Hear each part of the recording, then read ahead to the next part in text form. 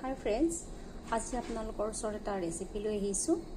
পিঠাগুড়ি দি মানে চাউলৰ গুড়িয়েদি কেনেকৈ পায়স বনাব পাৰি। ঠিক আছে, আপুনি পোনপ্ৰথমে চাউলৰ গুড়িটো আটাৰ নিচিনা সানি ল'ব আৰু দেখিছেনে এনেকৈ দিলে হ'ব। এয়া এনেকৈ আপুনি আটাৰ নিচিনা সানি অকণমানকৈ ল'লে হ'ব।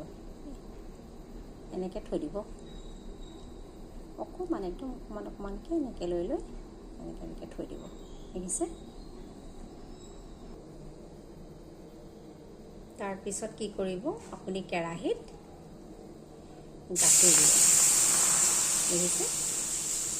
গাখীৰ দিছে।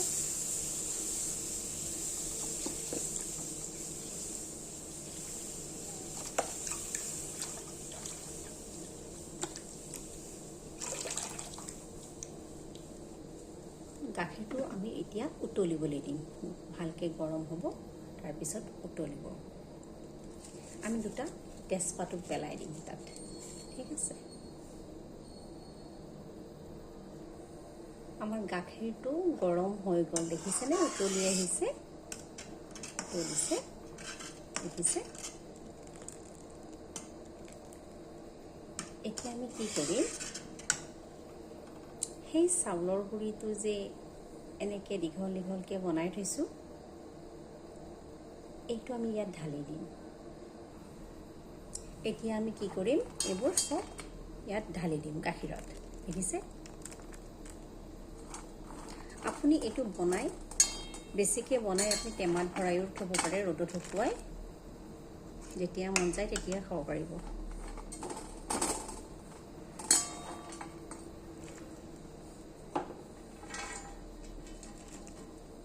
দেখিছে?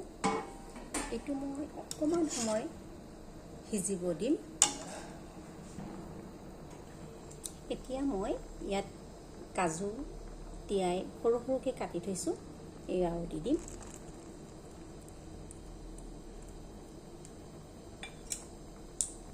কাজুটো ভালকৈ সিজিব দিম। দেখিছে?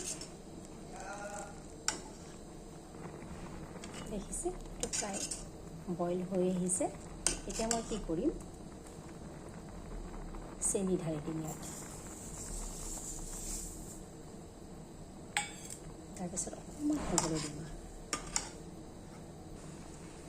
দেখিছেনে? প্ৰায় হৈয়ে গ'ল। এতিয়া কি কৰিম, আপুনি দেখিছেনে গাখীৰটো একদম পাতল হৈ আছে, কাৰণ এইটো গোটা গোটা হৈ থাকিব লাগিব, তেতিয়াহে ভাল লাগিব।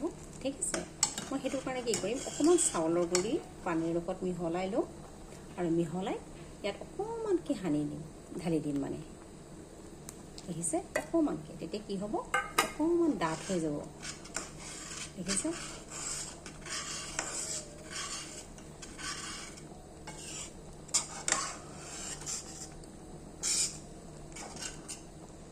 এতিয়া মোৰ হৈয়ে গ'ল। এতিয়া মই কি কৰিম, এলাইচি পাউডাৰ কৰি থৈছোঁ অকণমান, এয়া অকণমান পাউডাৰটো দি দিম, এলাইচি পাউডাৰ। ঠিক আছে?